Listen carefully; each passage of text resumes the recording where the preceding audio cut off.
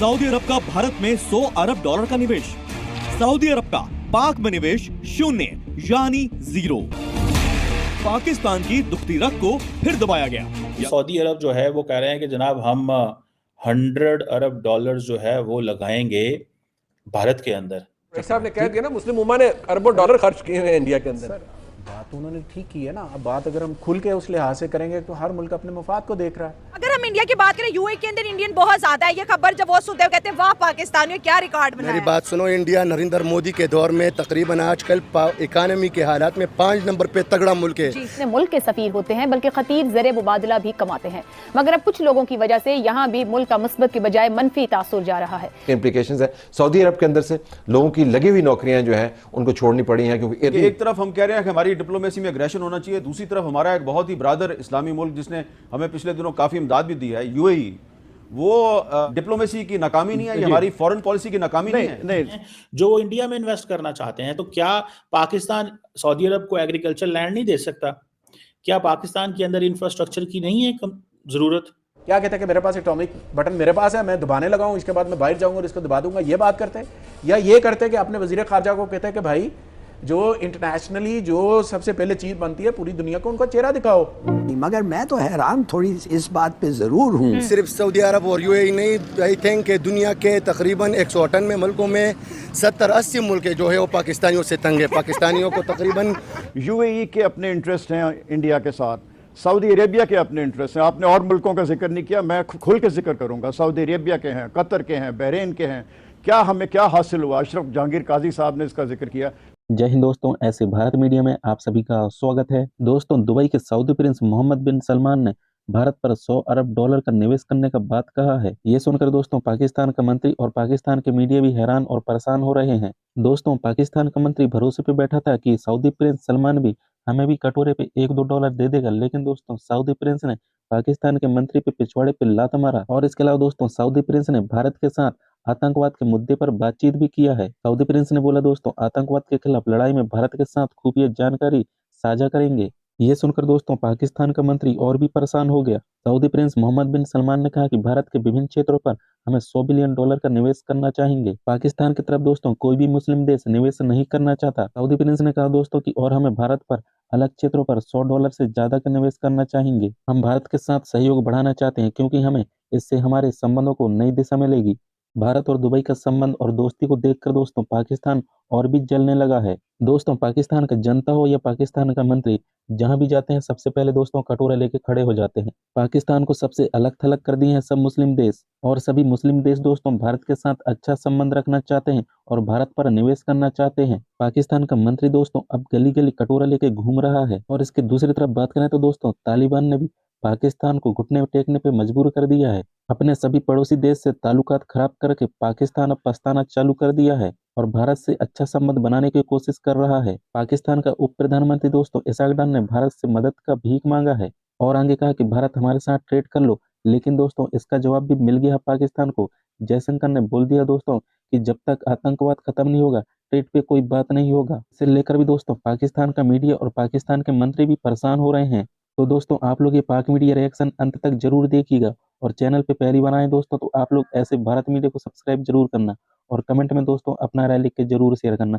तो दोस्तों मैं आपको मिलता हूँ एक नया वीडियो लेकर, जब तक के लिए दोस्तों जय हिंद जय भारत। सऊदी अरब जो है वो कह रहे हैं कि जनाब हम $100 अरब जो है वो लगाएंगे भारत के अंदर, और अब उन्होंने कहा है $600 अरब लगाएंगे अमेरिका के अंदर। सवाल ये पैदा होता है कि पाकिस्तान के अंदर कब वो ये अरबों डॉलर लगाएंगे। पाकिस्तान भी तो एक ग्रोइंग डेस्टिनेशन है, फाइनेंशियल डेस्टिनेशन है, गवादर है, बहुत सारी ऐसी जगह हैं। 240 मिलियन की पाकिस्तान की अपनी एक मार्केट है, इसकी वर्थ तो है कि नहीं है।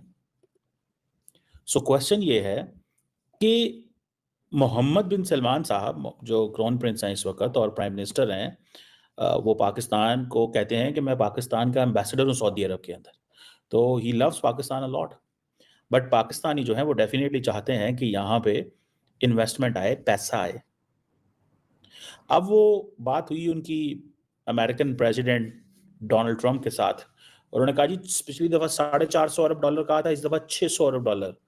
डोनाल्ड ट्रंप कह रहा है $1 ट्रिलियन लगाओ, इसको राउंड ऑफ करो। और कहता पहला दौरा मैं तुम्हारा करूंगा। पिछले 4 साल बड़े मुश्किल में गुजारे, और हम जाके क्या कर रहे हैं, हम जाके उधर 100 रुपया से तरस रहे हैं। क्यों? इंडिया के अंदर उन्होंने कहा पेट्रोकेमिकल में लगाएंगे, इंफ्रास्ट्रक्चर में लगाएंगे, माइनिंग में लगाएंगे, और चीजों में लगाएंगे। सऊदी अरब को तो हमने पूरे का पूरा बलूचिस्तान दे रहे हैं कि भाई साहब आए लगाएं यहाँ पे पैसा, मिनरल्स हैं वहां के अंदर, वहां पे मिनरल्स हैं, आए निकालें पैसा लगाएं। पाकिस्तान की सारी जो सी कोस्ट है 1000 किलोमीटर की, जिसे ब्लू इकोनॉमी आप कहते हैं, सारी की सारी फूड चाहिए उनको, तो वहां से लेना आके वो पैसा लगाएं। Energy, refining, petrochemical, infrastructure, agriculture, mineral mining, ये वो चीजें हैं जो वो इंडिया में इन्वेस्ट करना चाहते हैं। तो क्या पाकिस्तान सऊदी अरब को एग्रीकल्चर लैंड नहीं दे सकता? क्या पाकिस्तान के अंदर इंफ्रास्ट्रक्चर की नहीं है जरूरत? रिफाइनरिंग पाकिस्तान में नहीं लग सकती? भाई 240 मिलियन का मुल्क है, इतनी बड़ी मार्केट है, हमें भी तो तेल चाहिए होता है ना। हम भी तो चाहते हैं कि जो अरामको है वो यहाँ पे हमारे साथ आके पार्टनरशिप करे। अगर अरामको रिलायंस इंडस्ट्रीज के साथ पार्टनरशिप करती है, अब होगा क्या कि सऊदीज इंडिया में बैठ के जो रिलायंस के साथ अगर वो पेट्रोकेमिकल में इन्वेस्टमेंट्स करते हैं या बाकी एरियाज में इन्वेस्टमेंट करते हैं, तो इंडिया हब बन जाएगी और हम यहाँ पे बैठे हुए देखेंगे। जिस तरह बहुत सारी मार्केट जो है, बहुत सारी कंपनीज साउथ ईस्ट एशिया से उठती हैं और वो इंडिया आके बैठ गई, वो कहती है India is a bigger place.